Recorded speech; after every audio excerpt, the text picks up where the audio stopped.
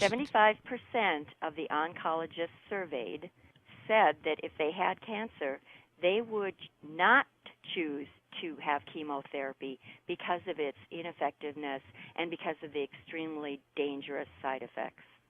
Okay, thank you for repeating that. I think that's important. Okay, at this point, I'd like you to jump in. We have about 10 minutes left, so we've covered a few things. At this point, what would you like to cover that you like for sure that people know about?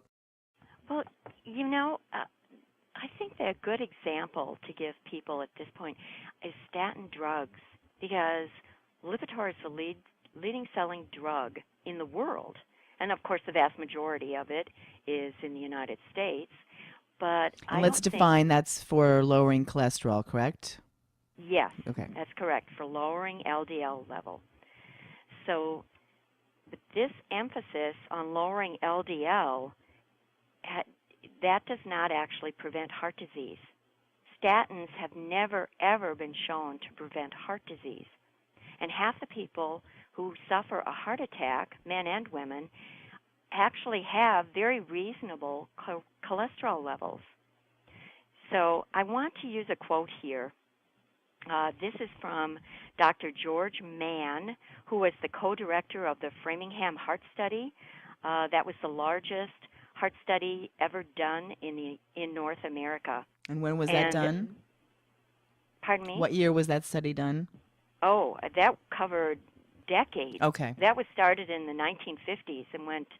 I'm not sure. It may even still be continuing. Okay. It went on for decades. Okay, continue. Thank you. So Dr. George Mann was the co-director of this study, and this is his quote: "The diet heart idea, the notion that saturated fats and cholesterol cause heart disease, is the greatest scientific deception of our times. This idea has been repeatedly shown to be wrong, and yet, for complicated reasons of pride, profit, and prejudice, the hypothesis continues to be exploited by scientists, fundraising enterprises, food companies, and even governmental agencies. The public is being deceived by the greatest health scam of the century." End of quote. And when did he make that quote? I'd have to look back in the notes. Well, that's okay. Just a ballpark figure. It's in the notes. Okay. But in addition to that, in addition to people realizing that this whole emphasis on statin drugs will prevent heart attacks, I want people to also be aware that numerous studies have been done now that show that the people with the lowest cholesterol levels die earlier from all causes. Now, isn't that interesting? Yes. And it turns out that, and Dr. Dwayne Graveline, who is a former astronaut and is an MD himself, and who had a severe memory side effect, total amnesia, in fact, when he was put on a statin drug, he began to research it, and he, on his website now, is warning people that what had been called the evil of our century, this cholesterol, is actually very necessary to the body. So Dr. Dwayne Graveline, a former astronaut and an MD himself who suffered a severe memory loss when he was put on a statin drug, he did his research into it, and he found that there are thousands of cases of memory dysfunction that have been reported to the FDA's MedWatch, that's the Adverse Event Program, but that the agency still has not acted, and it is still not listed as a side effect, and that's why so many physicians are unaware of this. And Dr. Graveline also went on to say the same cholesterol that we have been led by the pharmaceutical industry to believe is public health enemy number one is now proven to be absolutely vital in the formation and function of the trillions of synapses in our brains. Interesting. So, yeah, here we go again with, and yet look at all the marketing out there. As I say in the book, hearing the truth about pharmaceutical drugs is like hearing a mouse tap dance during a hurricane. Yeah, quite the analogy there. Thank you, Kay. Kay Carlson on Common Ground at 100.7 WZLX. Her book is titled Diary of a Legal Drug Dealer.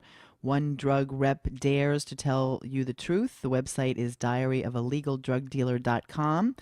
Real quickly, I'm curious, how about high blood pressure? Did you look into that one?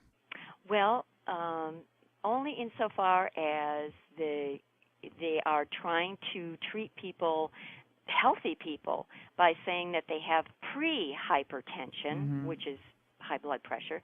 They have pre-hypertension. In fact, when I was a pharmaceutical rep, we were trained to push that to doctors, to market the product and push this idea that, well, you know, you put a person on the drug to prevent them from even developing hypertension. So there we're back to this is a way of getting prescription drugs being taken by healthy people. So okay, and of course that answers that one. Oh, and another thing about statin drugs, the whole diabetes epidemic that we see, and there's a lot of reasons we're seeing high diabetes level, you know, and food, and people's diet is a big part of that. But that actually is coming out now as being shown as a side effect. The development of diabetes occurred at a higher rate in the clinical trials of people taking the statin drugs than the placebo group. So, and we have millions of people in the U.S. Yeah, and at the beginning of the now. interview, you mentioned this really briefly, but I think it would be worth mentioning it again now, how while you were a rep, you saw the cholesterol levels change, and maybe you could reiterate that. Yeah. The cholesterol Guidelines, thank you. Are continuously lowered, and the committee that makes the decision about what those new numbers, lower numbers will be, those are people who, for the most part, have financial ties to the pharmaceutical industry, to the companies that manufacture statin drugs.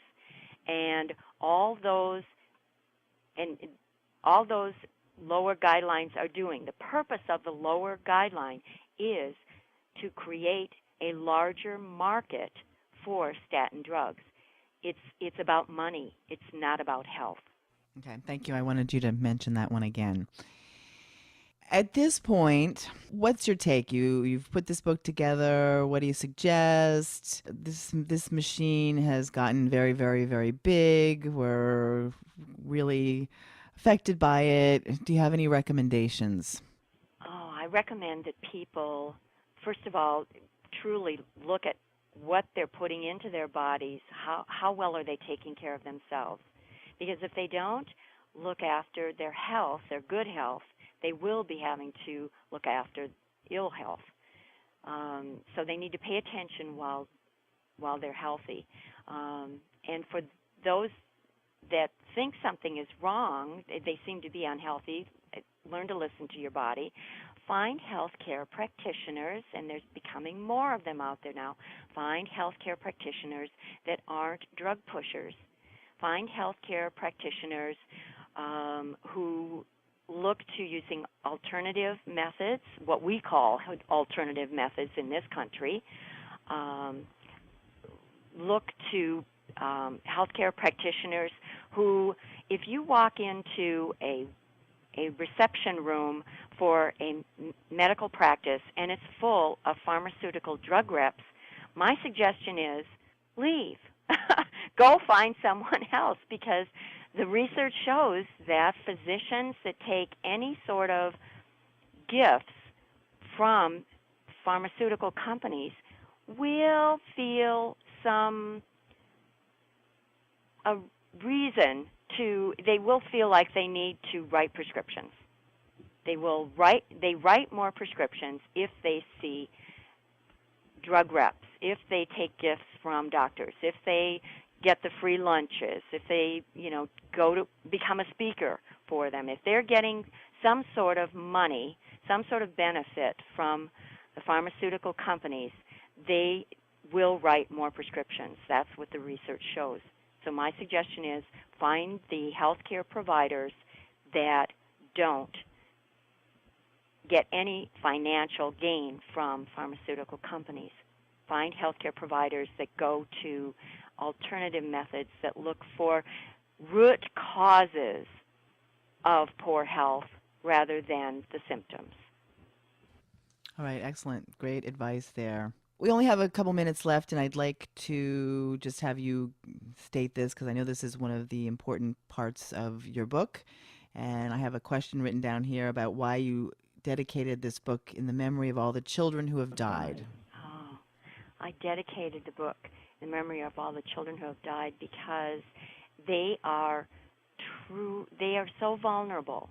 You know, adults at least have the choice if they're told if they're told by a healthcare provider, here, you should take this drug. An adult can make the decision, no, I don't want to. I don't want to take this drug. I choose to look for other ways of improving my health. But a child doesn't have that option. And the pharmaceutical industry truly has focused on, they are preying on the children of this country more and more. And the death rate of children by pharmaceutical drugs, the death rate is showing it. The number of children that are addicted to prescription drugs now shows that this industry has no conscience. To them, it's only about for the industry, it's only about profit. And I just feel that besides injuring the individual children, as we injure the children, we injure families. As we injure families, we injure communities. And in some way, this is going to affect our entire society at some point. I mean, if the 2010 school year opened with 20% of all U.S. high school students addicted to one or more prescription drugs. And so we are on a track right now of creating a society with a huge percentage of people addicted to synthetic chemicals, addicted to prescription drugs. Okay. Kay, this has been a fascinating interview, and I know we could probably speak for a couple more hours, but we can't. So I'm wondering if there's anything that you would like to say in closing. I wish everyone good health, and I hope that they will become aware and do whatever they are comfortable with, whatever their comfort zone allows, whether it's just changing something to benefit their own health, whether it's doing something for their own family, or if they can do a little more by looking, going to the schools and checking out what is occurring in the schools. Are the drugs being pushed by the prescription drugs being pushed within the school systems? Anything that's within a person's comfort zone, I ask them to do, because we need to take some grassroots actions here. Okay. All right. Excellent. Like I said, what a pleasure. Keep up the good work. Thank you so much. Thank you, Kimberley. Thank you very much. Very welcome. And again, Kay Carlson's website is diaryofalegalDrugDealer.com, also the title of her book. And a big thank you to Kay for all that she's doing.